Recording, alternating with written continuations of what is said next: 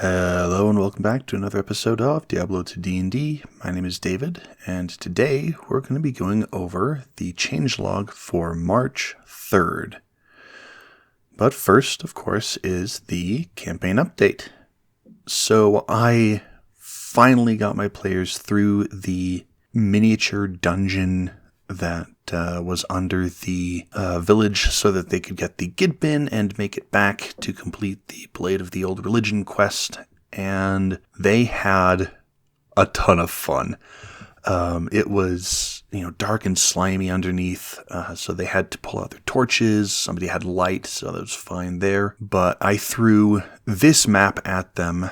The light blue circles are bodies of water that they had to cross in order to get to the other side, and it was so much fun. The necromancer had a brilliant idea of just sending his golem into the water and using it either as a stepping stone or just ferrying people across, and had them make some checks to see if they fell into the water, and a ton of people did. It was so much fun listening to them, trying to come up with ways to get past the water without too much issue. For those people who did fall into the water, the sorceress had create bonfire, so they took off their gear and dried it out and, still fell into the water anyway. Up in the top right corner, you can see that there's Encounter. That was a spider magus that I had created specifically to throw at these guys, and they walk in, and the Amazon fails to notice this spider and gets immediately captured. But they had some fun, and the body collapses and rolls down into the pond that's there. They look in the pond and find that there's some gold coins. So the necromancer had Bigby's hand out and scooped the body of the spider up and out of the water, and they collected the coins and whatnot that were in there that the fetishes had been throwing in as a kind of tribute to this spider magus. Underneath the spider magus in the water was a jade statue. Ooh, what could that be? For those of you that are familiar with the quests, this is the Golden Bird. So they've picked that one up, as well as the Blade of the Old Religion, after making it to the top left corner and beating up some poor unfortunate fetishes.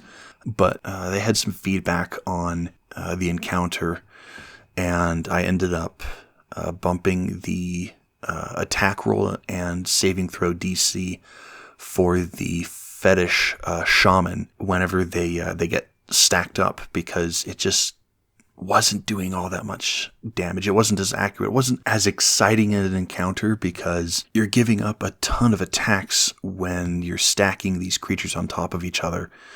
So instead of just a +1, it's now a +2 to its saving throw and attack rolls with its spells. Anyway, they made it out, got the Gidbin, while somebody's wielding it who is proficient in both daggers and arcana. It gives a +1 AC to everybody within 30 feet of them. Just kind of a big protection circle. Anyway, they're headed back to the docks to finish that quest up. But let's go on to the changelog. There are a ton of changes that I've made here. I'll go over them as fast as I possibly can, especially since it's 5 o'clock in the morning, but that's neither here nor there. All right, the Amazon's Pierce ability has been removed and replaced with Critical Strike. Improved Critical Strike, lifted directly from the champion fighter at the exact level as well. Pierce was an awkward ability to have, especially since your subclasses push you towards either ranged or melee. And Pierce in Diablo doesn't work with melee, so I ended up just pulling it out and putting in Improved Critical Strike, just so it flows nicer. Also on the Amazon, Magic Arrow no longer mentions Pierce, since it's no longer an ability. The next couple of changes are also pulled from the previous video. A handful of tweaks. Let's see. The Javelin subclass has been broken into two: Javelin Lightning, Javelin Poison. The Javelin Lightning Javelin now casts Lightning Bolt instead of having a written out description.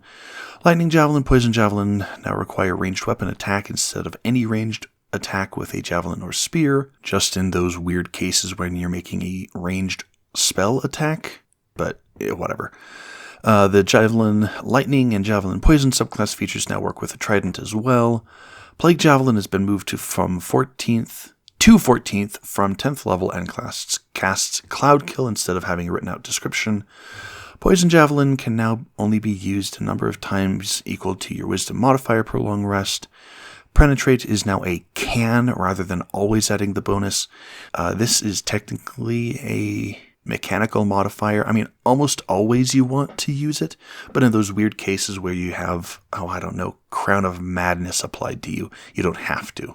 For the Assassin, Mind Blast now recharges on a long rest as well as a short rest. For the next one as well, Wereform, Vine Carrion, Vine Solar, and Cyclone Armor now recharge on a long rest as well as a short rest. This is technically a wording issue. I just wanted to make it clear that it recharges on both a short and long rest. Assassin Combat Trance can now be used each short rest instead of only on a long rest. Just gives you a bit more utility for that Combat Trance. The Assassin being a mix of the Rogue and especially the Martial Arts Assassin, mixing in some Monk. Picking up that short rest recharge is really, really nice and a little bit more flavorful. A bunch of Barbarian ones here. Commanding Presence now grants proficiency in another Barbarian skill if you are already proficient in Intimidation or Persuasion rather than any skill. Howl now ends at the start of your next turn rather than lasting 1 minute, and creatures no longer save at the end of their turn. I realized Howl as a 3rd level ability is really, really powerful, so this is a big nerf, so you're encouraged to continue to Howl every turn rather than just a one and done ability. Howl now caps the number of creatures at your Charisma modifier. So this is another nerf. So you just pick creatures up to your Charisma modifier and then make them have the save. Just another nerf to make it a bit more balanced. If a creature can't hear you, it automatically succeeds Howl's saving throw. Yet another nerf. Howl's saving throw is now Wisdom rather than Charisma. Wisdom is more of the frightened and charmed sort of thing rather than Charisma. So yeah, that's basically what it was. Howl's effect now ends on a creature if it is further than 30 feet away from you. Yet another nerf. This thing got hit hard, but it's a third level ability, and it should be nerfed.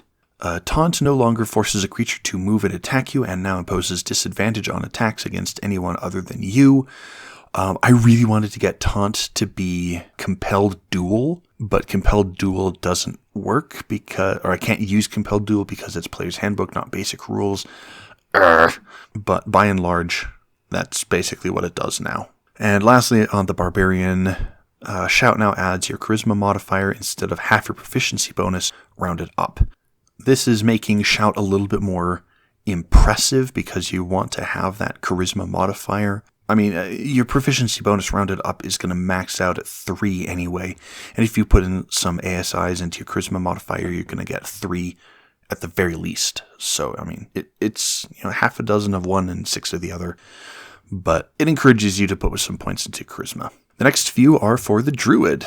Vine Carrion and Vine Solar have been combined into Vine Improvement, which means you cannot heal, restore the heal, and heal again. So what this one does is it gives you 2 abilities, or 2 uses of the ability, and you pick one of the former Carrion Vine, one of the former Solar Vine, but you can only pick an option 1 time per short rest. So previously, because they were separate abilities, you could do the Carrion Vines heal, then the Solar Vines restore a charge of a class ability, and then heal again. Now you can't. A creature knocked prone by tornado is restricted from standing up only inside the area of tornado. This is so that you don't knock someone prone, move the tornado, and they're left struggling against nothing. The roll to stand up in Tornado is now a strength check rather than a saving throw. Saving throws are more along the lines of something that is an instantaneous effect that you have to resist, whereas in this case, as being a strength check, one, it removes the saving throw proficiencies, but it also is just you're pushing yourself up against the wind. That's basically it. A lot of Tornado changes today. Any prone creature of your choice inside Tornado must make the check to stand up, not just ones knocked prone by the ability. So if, for example, somebody shoves a creature into the area of effect and knocks them prone, they have to make the check in order to stand up, even though they weren't knocked prone by Tornado. Wins are wins, after all. A couple changes to curses for the Necromancer. Terror is now a wisdom saving throw instead of intelligence. And then for amplified damage, Iron Maiden, Life Tap, Lower Resist, and Weaken, they are now Constitution saving throws instead of wisdom. So I literally pulled up a list of the curses and moved them around to see where they would actually feel right. I almost went with an even spread across strength, intelligence, constitution, charisma, and wisdom. But as I kind of looked at certain spells that would impose similar saving throws or certain similar effects, and the kinds of saving throws that the kinds of effects that each saving throw resisted, I kind of ended up on this. So, Amplify Damage, Iron Maiden, Life Tap, Low Resist, and Weaken, those are all like, oh, there's an effect on me that I need to push out. Terror is a fear effect, and so that's wisdom, not intelligence, and so it's, I don't know. Anyway, that's what I've got so far. Subject to change, but I think that's fine. Alright, also moving on for the Necromancer. Poison Explosion can now be cast only twice per long rest instead of 3 times. Big nerf. You're losing out 33% of your ability, but hey, you have spell slots. Use it that way instead. Also on Poison Explosion, it's not in the changelog because it's not technically a change. I have reworded some things, moved some wording around, so if you go in there and look, it's going to be a little different.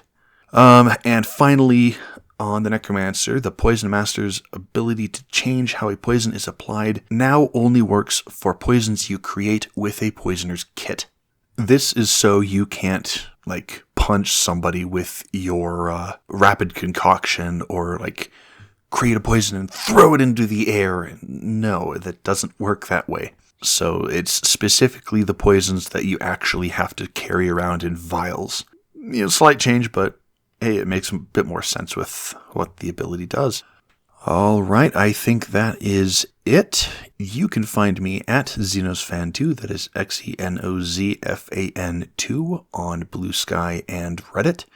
And you can contact the channel directly at Diablo, TODND on Blue Sky and YouTube. Thank you much for watching, and I will see you in the next one. Have a good whatever.